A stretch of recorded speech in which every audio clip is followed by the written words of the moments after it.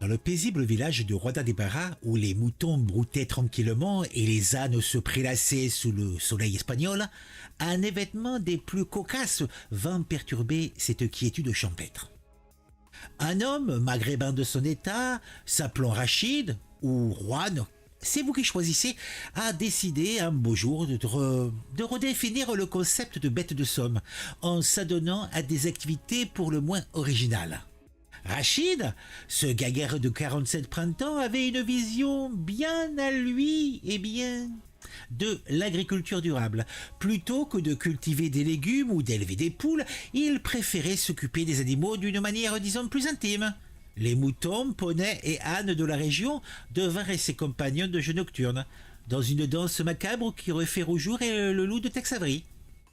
Les agriculteurs, d'abord perplexes devant les bêlements plaintifs de leurs troupeaux, finirent par installer des caméras de surveillance. Et là, oh surprise, les enregistrements révélèrent des scènes dignes d'un remake rural de 50 nuances de grès version ovine. Les animaux, loin d'apprécier ces attentions particulières, se mirent à fuir Rachid, comme la peste. La police, alertée par ces vidéos surréalistes, a décidé d'intervenir. Rachid fut arrêté, mettant fin à ses escapades nocturnes. Les villageois, soulagés, purent enfin dormir sur leurs deux oreilles, ou plutôt sur leurs deux sabots. Mais l'histoire ne s'arrête pas là, car voyez-vous, la nature aime jouer des tours, des otaries harcelant des manchots, des dauphins se comportant comme des voyous des mers. Tout cela rappelle que la cruauté n'est point l'apanage de l'homme.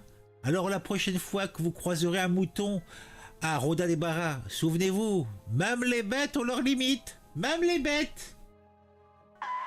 Le club de l'actu, c'est sur Actu. Regarde les vidéos, tout devient plus fou.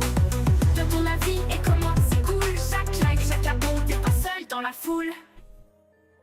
Eh oui, mes chers camarades, c'est dans la paisible commune espagnole de Roda de Barra, en Espagne, donc, qu'un événement sordide a récemment secoué la populace. Un homme de 47 ans d'origine maghrébine a été arrêté pour des actes de cruauté inimaginables envers des animaux. Cette affaire, qui rappelle les pires heures de l'histoire, eh oui tu m'étonnes, où l'homme se comportait en prédateur impitoyable, soulève de vastes questions sur la nature humaine et notre rapport aux bêtes. Mais c'était le 26 février. La police locale a interpellé un individu soupçonné de sévices graves sur des animaux.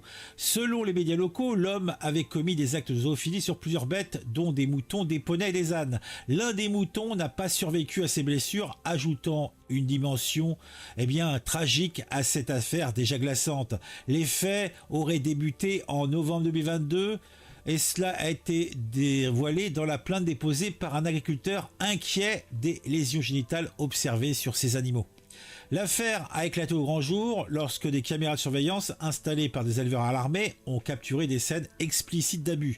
Ces enregistrements ont permis d'identifier le coupable qui opérait de nuit, semant la terreur dans plusieurs exploitations de la région.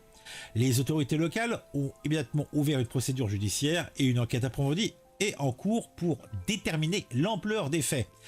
Il est certes tentant de voir dans cette affaire un cas isolé de dépravation humaine. Pourtant, des comportements similaires existent dans le règne animal.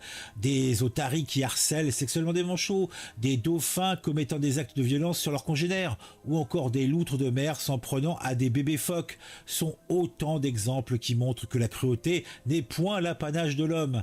Ces comportements, bien que choquants, sont des manifestations naturelles de la lutte pour la survie et la reproduction. Cette affaire rappelle aussi que la frontière entre l'homme et l'animal est parfois tenue. Si la nature peut être cruelle, l'homme doté de raison devrait être capable de maîtriser ses pulsions les plus sombres. Pourtant, des actes comme ceux commis à Roda de Barra montrent que nous sommes encore loin de cette maîtrise. En fin de compte, peut-être que la véritable leçon à tirer de cette cruauté, c'est qu'elle soit humaine ou animale. Ça fait partie d'une facette inhérente de notre monde. Et c'est à nous de la combattre avec vigilance et humanité. J'aime bien mettre un petit côté festif et sympathique. Mais bon, dites-moi en commentaire ce que vous pensez de tout ça. Moi, je suis atterré, affligé, consterné. Vous le pensez bien.